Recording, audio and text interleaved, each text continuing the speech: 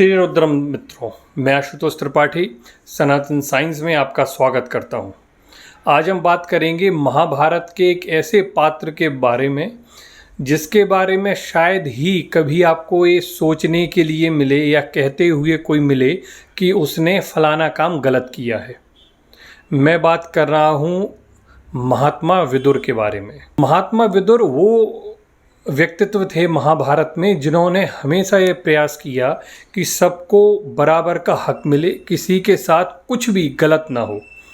चाहे वह बात हम करें कि जब हस्तिनापुर का राज सिंहासन किसको दिया जाए, पांडु को या धृतराष्ट्र को, जब ये वाली बात उनके सामने आई तब भी उन्होंने धृतराष्ट्र जो कि पांडु से बड़े थे उनको बैठाने के लिए जब भीष्म पितामह ने कहा तो वहाँ पर भी महात्मा विदुर ने कहा कि न्याय और राजनीति की दृष्टि से वही व्यक्ति सिंहासन को हासिल कर सकता है या बैठ सकता है जो कि शारीरिक तौर पे पूर्णतः स्वस्थ हो। चूँकि जो धृतराष्ट्र हैं वो आँखों से अंधे हैं, इसीलिए वो सिंहासन पर नहीं बैठ सकते हैं, तो उनके स्थान पर उनके जो छोटे भाई हैं पांडु, उनको बैठाना चाहिए। हालांकि इस बात की उन्हें जीवन भर बहुत ही कड़ी प्रताड़ना मिलती रही, बात बात पे उनको ये सब सुनाया गया। मित्रों, महात्मा विदुर इतने विद्वान थे कि उनके नाम से दो प्रख्यात लेखन मौजूद हैं, अगर आपने कभी पढ़ा हो। मैं बात कर रहा हूँ विदुर नीति की और दूसरा विदुर गीता की।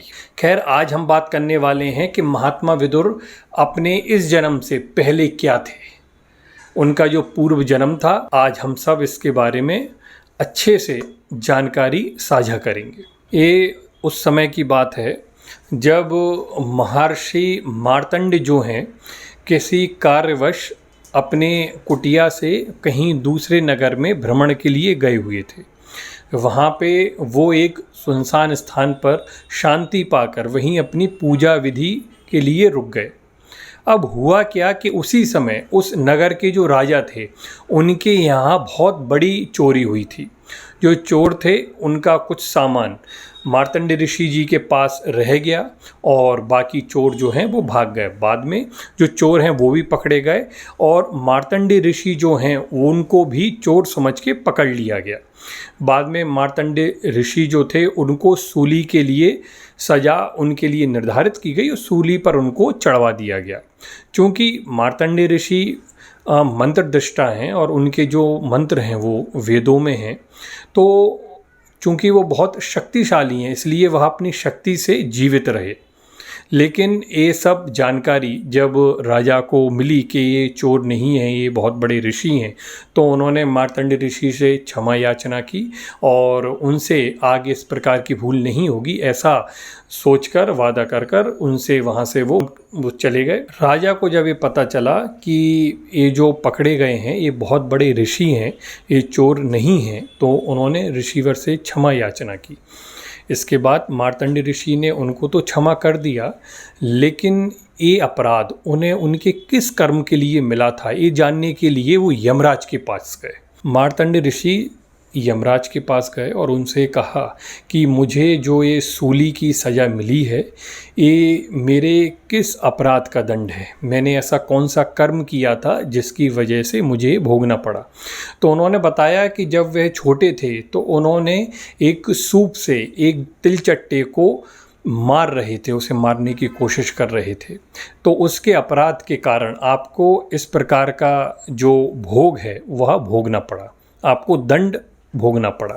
तो क्या हुआ मित्रों, तो जो मार्तंड ऋषि थे उन्होंने उनसे कहा कि आप जिस अपराध की बात कर रहे हैं, एक तो उस समय मुझे ज्ञान नहीं था कि धर्म क्या है अधर्म क्या है, क्या अच्छे कर्म हैं क्या बुरे कर्म हैं, और उस अपराध को आपने जानकर इतनी बुरी और इतनी बड़ी सज़ा हमको दी, इसका मतलब है कि आपके न्याय में कमी है, आपको अभी भी कर्म सिद्धांत सीखना पड़ेगा।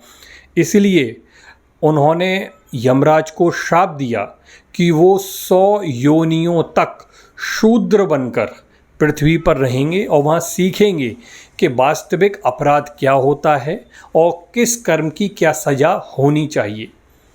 तो दोस्तों, जब ये मार्तंड ऋषि द्वारा यमराज को श्राप दिया गया, तो उनके श्राप के फलस्वरूप इनका जो जन्म हुआ वो महात्मा विदुर के रूप में हुआ। ठीक है। अब यहाँ पर एक बात मैं स्पष्ट कर देना चाहता हूँ कि पांडव के जो पहले ज्येष्ठ पुत्र थे, यहाँ मैं कर्ण की बात नहीं कर रहा हूँ, पांडव में जो ज्येष्ठ पुत्र माने जाते हैं वो माने जाते हैं युधिष्ठिर। वो भी यमराज के ही रूप थे। इसीलिए अंत समय जो विदुर हैं उन्होंने अपनी योग माया से, योग शक्ति से संपूर्ण अपना जो ज्ञान है, अपना जो धर्म का तत्व है, वो युधिष्ठिर को समर्पित कर दिया था। ये बात यहाँ पे स्पष्ट होना जरूरी है। तो दोस्तों, मार्तंडी जी के श्राप के कारण यमराज जी को विदुर जी के रूप में जन्म लेना पड़ा और इस जन्म में उन्होंने अनगिनत अच्छाई और अच्छे कर्म ही किए। महाभारत में शायद ही आपको कहीं भी ऐसा देखने को या पढ़ने को मिले जो विदुर जी द्वारा गलत काम का साक्ष्य हो, वरना संपूर्ण महाभारत में आपको ऐसा कहीं देखने को नहीं मिलेगा। उन्होंने हमेशा उसी काम को सराहा है और उसी काम को मान्यता दी है जो न्याय संगत हो, मानवता के साथ और सबकी भलाई के लिए हो। तो दोस्तों, आज की वीडियो में केवल इतना ही था।